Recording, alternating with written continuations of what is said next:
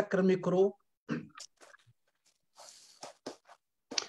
شكرا سي منصف من مدينة طنجة وباسم التكتل الجمعوي لطنجة الكبرى، وهو من أهم الشبكات الجمعوية بمدينة طنجة.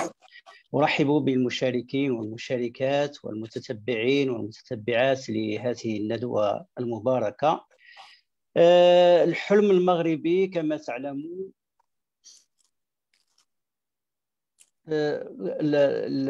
الحلم المغاربي كما تعلمون هو ترسخ في مؤتمر طنجة الذي عقد ما بين 27 و 30 أبريل 1958، وتمأسس في 17 فبراير 1989 في مراكش، ولكن التفعيل لا يزال متعثرا كما تعلمون، وهذا التعثر للأسف الذي طال وبطواله أو بطوله سيطال النسيان هذا الحلم الكبير.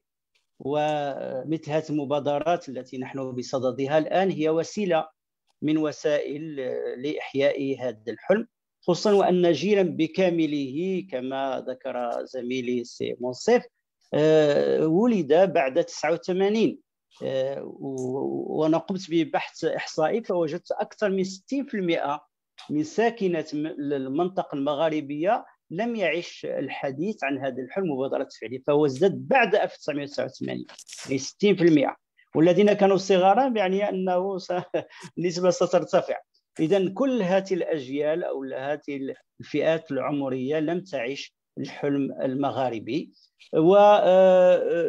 ولما نشرت الإعلان هذه الندوة توصلت بتعليقات كبيرة جدا، يعني تنم عن إحباط كبير، إحباط عام منيت به شعوب المنطقة. وكان ردي دائما على هذه التعليقات لنعمل معا على إحياء الحلم واستدامته وزرعه في عقول ووجدان الأجيال الناشئة والقادمة أيضا. وأنا أبحث عندما كنت أعد لهذه المداخلة وأنا أبحث في الوثائق والمراجع التاريخية، اكتشفت وخلافا لما هو شائع بأن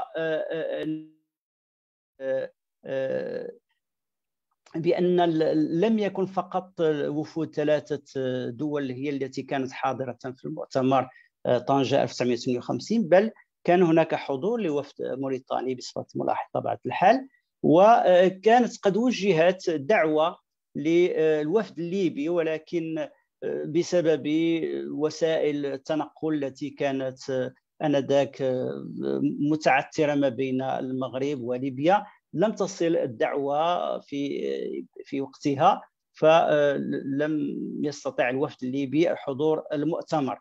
وبعد المؤتمر يعني تم إفاد وفود لتقديم نتائج مؤتمر لقادة البلدان المغاربة، ومن بين هذه الوفود كان وفد مغاربي توجه إلى طرابلس والتقى الملك إدريس السنوسي وكان برئاسة المهدي بن بركة.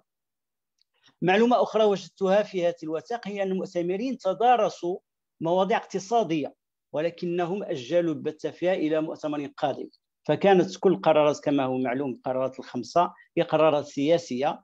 وكما أصبح من البديهي الآن أن أي تكتل عندما يبدأ سياسيا يتعثر، بينما إذا بدأ اقتصاديا ينجح ويرتقي إلى تكتل سياسي. وعندنا نماذج الآن، نموذج الجامعة المغربية، نموذج يعني منظمة التعاون الإسلامي، والعكس نموذج الاتحاد الأوروبي. معلومة أخرى وجدتها في هذه الوثائق يعني عفوا من المواضيع الاقتصادية التي تمت دراستها وللأسف لم يتم البت فيها، العلاقة مع السوق الأوروبية المشتركة ككتلة مغاربية واحدة، لأن في سنة 57 انطلقت السوق الأوروبية المشتركة، ثم موضوع الوحدة الجمركية. ختاما ينبغي أن نغير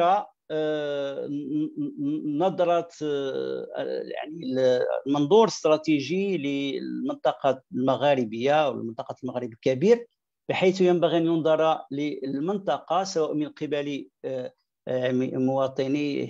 مواطني المنطقة أو الحكام المنطقة أو من قبل الخارج، على أن المنطقة المغاربية هي منطقة وسط لها روابط تاريخية وثقافية وجغرافية واقتصادية مع ثلاث فضاءات جغرافية، أقصد الفضاء العربي، الفضاء الإفريقي، والفضاء الأوروبي. وأن يعني تعطيل الوحدة المغاربية هو ليس فقط تعطيل لمصالح الأقطار المغاربية الخمسة، بحيث نفقد حسب بعض الخبراء سنويا ما بين نقطة إلى نقطتين في معدل النمو الاقتصادي المنطقة، بل هو أيضا ضياع لجزء من مصالح البلدان الفضاءات الثلاثة. وهذا المنظور الاستراتيجي كمجتمع مدني ومجتمع المعرفة ينبغي أن نتبناه أولا وندعمه ونروج له. كما نتمنى في هذه اللحظات من الحكومات المغاربية على أن تعمل على تسهيل التنقل بين الأقطار الخمسة للأشخاص والبضائع كما كانت في السنوات الأولى بعد مؤتمر مراكش. لا نطلب أكثر مما تحقق كمكتسب سابق الذي تم التراجع عليه، وذلك من خلال أولا إلغاء التأشيرات المفروضة على شعوب المنطقة. للأسف بدأت يعني بعض الحكومات تفرض تأشيرات على سكان المنطقة المغاربية. وثانيا فتح الحدود البرية. وثالثا عودة الرحلات البحرية والجوية بين الأقطار المغاربية. وشكرا جزيلا على